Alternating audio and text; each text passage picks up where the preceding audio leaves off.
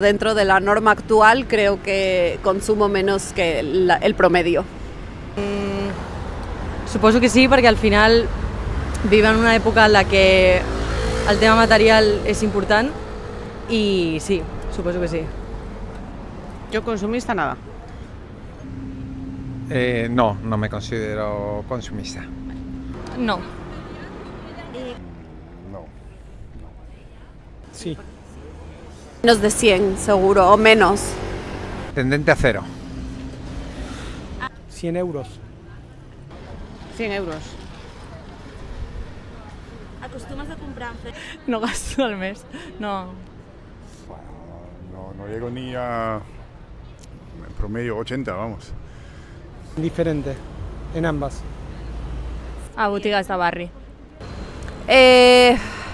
Intento tiendas locales, sí que hay veces que es inevitable. Franquicias. Faig un mix. Normalment prioritzo locals, però sí que és veritat que hi ha Zara, Mango... Más bien local, yo local. Mira, cuando compro algo de ropa sí que será más bien franquicia, ¿vale? Por precio-calidad, y el resto de cosas me gusta más tiendas locales. No. No.